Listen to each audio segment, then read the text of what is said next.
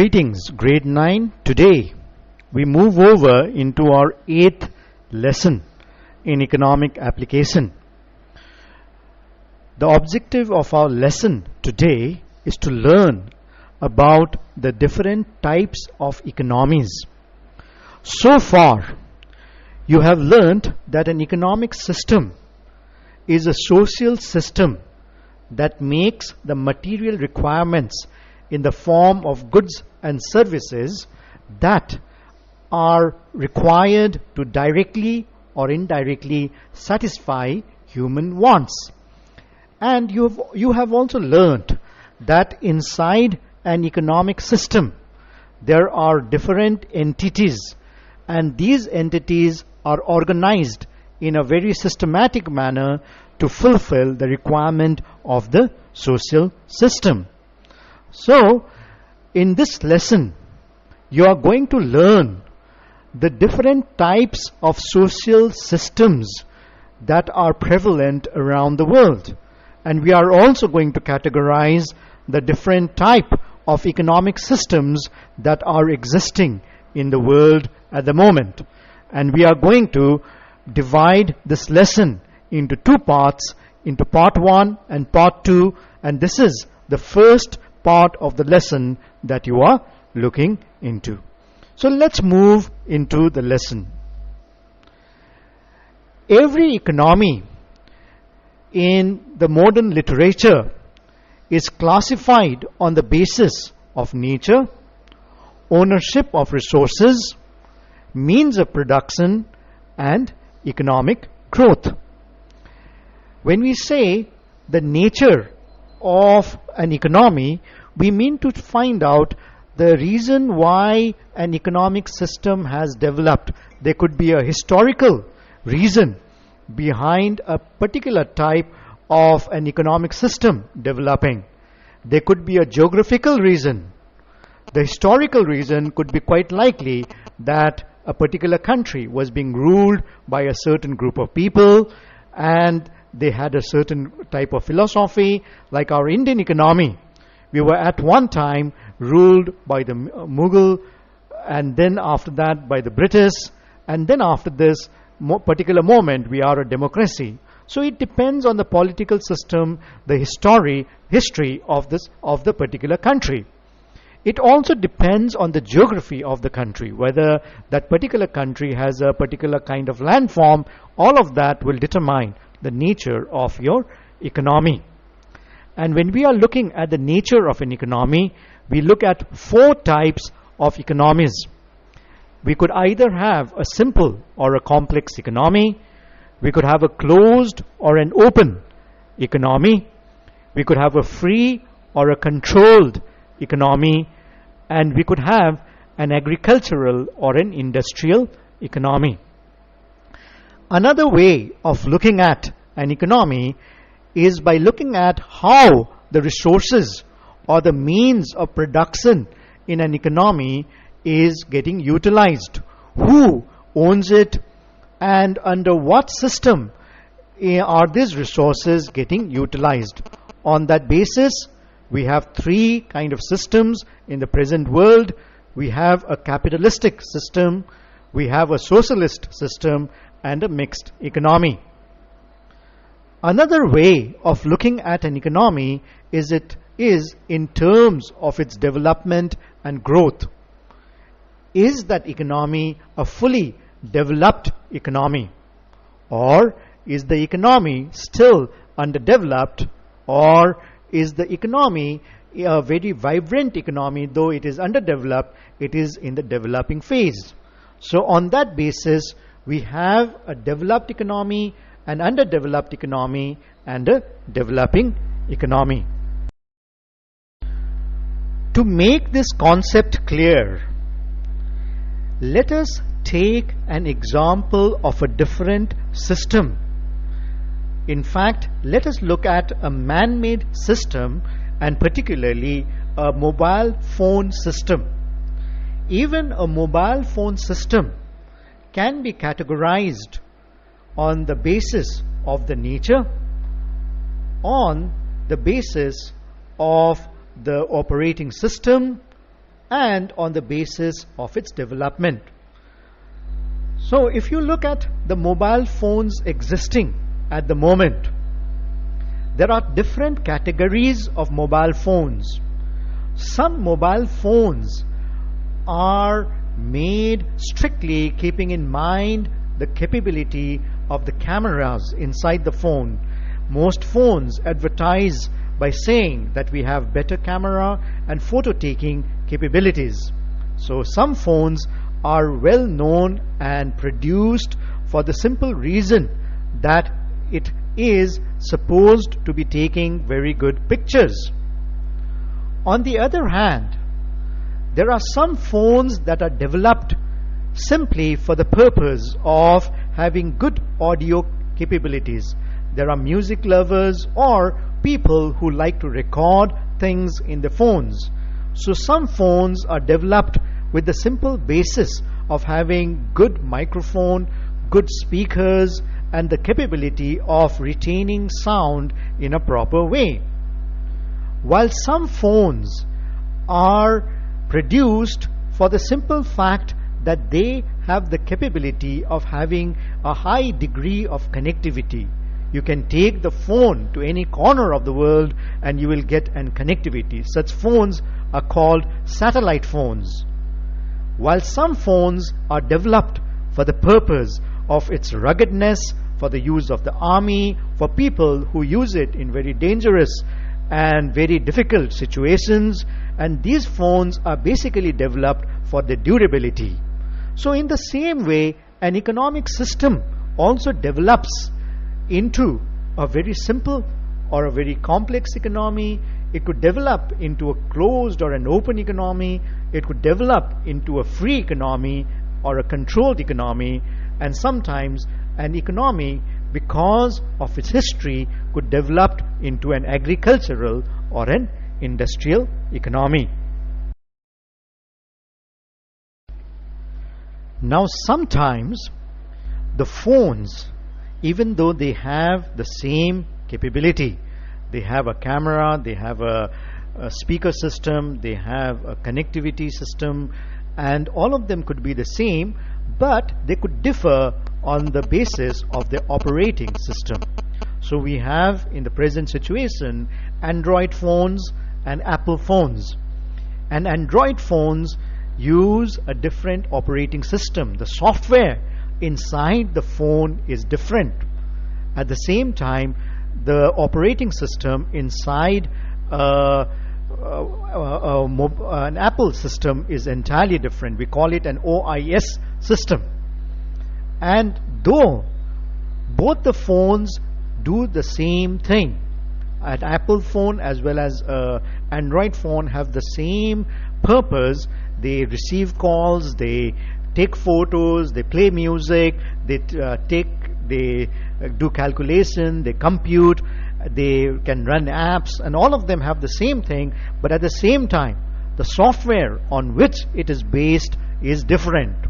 So in the same way, in the present world, the economies are divided into a capitalistic system, a socialist system, and a mixed economy.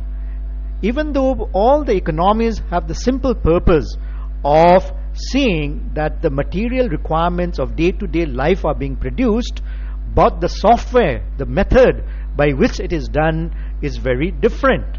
And that difference differentiates an economy into a socialist, capitalistic, and a mixed economy. Another way of looking at economies is in terms of its development. Similarly, you can see the same thing in a mobile phone system. The mobile phones came into existence some 15 to 20 years back, and these were known as the first generation of mobile phones. They were heavy, they used a huge battery, and at the same time they could simply make and receive a call. They could do nothing else. After some time, the phones were developed further, they became smaller, and they were able to run a few more other applications. And as the mobile phones developed, we have come to the present generation of mobile phones, where they are known as smartphones, and the development will not stop there. They will develop further and further. So in the same way, economies are also categorized into a developing economy, underdeveloped economy, or a fully developed economy. So let us look at the first categories of economies. I told you that the economy can be classified on the basis of nature. And I also told you that when we look at economies, they are differentiated, or their economy has developed due to the historical conditions, the geographical conditions, the cultural conditions, and the political conditions in the country. So because of that, a country could also develop into certain types of economies which we are going to study right now. One category could be called a closed or an open economy. Every economy could either be a closed economy or an open economy. A closed economy refers to an economy in which there are no trade relations with other countries. In a closed economy, a country tries to remain self-sufficient and self-reliant and does not either import or export goods. An example of such a type of an economy is the old USSR, which has now become Russia, and China, and even India at one time was a closed economy. An open economy refers to an economy in which a country has trade relations with other countries, and it believes in the interdependence of each other. The goods produced in the country are exported, and in turn several goods are imported from other countries. These days, almost all the countries around the world have now become open economies.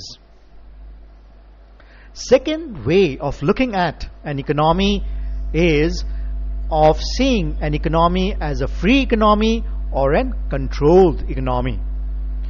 A free economy is one in which the economic activities and problems of production, distribution, and price are determined and influenced automatically by the free play of the market forces of demand and supply. The government does not interfere in this system, and every individual is free to take up a profession or a business as or per his own liking. The capitalistic economies of the present, like Japan, United Kingdom, United States, are good examples of this type of free economy. A controlled economy, on the other hand, is an economy in which the government has full control on all the economic matters and activities. The government decides the matter with relation to the amount of capital that they are going to use, what prices the goods are going to have, how the goods are going to get distributed, which goods are going to get rationed. India is also a good example of a planned economy.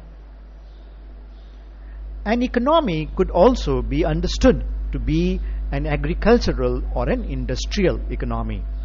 An agricultural economy is one in which the main occupation of the people is related to agriculture and handicraft. A system of transport, communication, banking is slightly undeveloped in these countries. The people in such countries are normally illiterate, orthodox, and follow traditional methods. India, Sri Lanka, Brazil, China, Pakistan are some examples of an agricultural economy. An industrial economy, on the other hand, employs most of the people in the industry and trade, and very few people have agriculture as their main profession. The production is carried on a large scale by scientific method under the system of complex specialization. In such countries, the infrastructure facilities like transport, communication, banking are well developed, and the production of goods and services is done for commercial purposes. France, United States, United Kingdom, Japan are good examples of such industrial economies. Also, economies could be differentiated on the basis of being a simple or a complex economy. A simple economy is more like an isolated village which is self-sufficient. The village does not have to look at other places for its requirement. All the needs of the villagers are fully satisfied in the village itself. Inside the village, a person is there who makes houses. Another person is there who can look after the sick and elderly people. Another person could be a potter, another person could be a farmer, another person could be looking after a particular specialization. So everyone has a particular degree of specialization, but inside the village they are totally fully self-sufficient, and their economy works in a very simple manner. But at the moment, most of the economies are complex economies. The requirements of the people are in fact much more, and they have to be reliant on one another. A complex economy, in the other hand, has a high degree of specialization in the production of goods and businesses. And no person can even dream of becoming self-sufficient. To be self-sufficient is not desirable, or nor is it feasible. I can take a simple example of a doctor who is a heart surgeon. Even though the heart surgeon might be self-sufficient and independent in his work, he still has to rely on his nurse, his assistant, his receptionist. He also has to rely on the people who do the test for the heart surgery in order to do his work properly. So in the same way, a potter might have been self-sufficient in his own village, but in a complex economy, the potter has to rely on someone else for the supply of clay, to bake the pots. Even to sell the pots, it has to be sold in a different market, and he has to rely on someone else. Even if we take the example of your economics book, which you are using, which you will use, your goods sometimes have to come from the furthest end of the world. You can think of how many hundreds of people, producers of raw material of the paper industry, manufacturers, printers, workers, authors and writers of hundreds of books might have been consulted, and the long chain of middlemen and booksellers that we had to cooperate with to make your economics book. So specialization and cooperation is very necessary in a complex economy, and in a complex economy, each person has to rely on the other person in order to do his work properly and in order to survive. Economies are also classified on the basis of development. Economies are supposed to be a developed economy when they have a high level of national income, per capita income, they have a high standard of living, their resources are getting utilized fully. Instead of being an agricultural economy, they are an industrialized economy, they have advanced technologies, their employment is full, and a large part of the population live in cities and urban areas. On the other hand, an underdeveloped economy is an economy which has a low per capita income, low standard of living, are mostly agricultural economies. The scientific and technological applications are very limited, and many of the countries in Asia, Africa and Latin America belong to this category.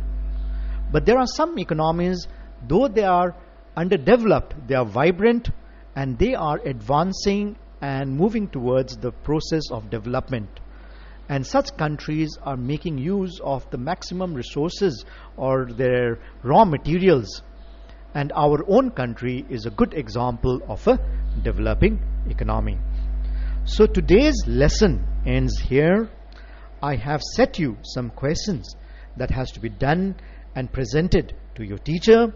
So until then, keep safe and take care of yourself and your family. Thank you.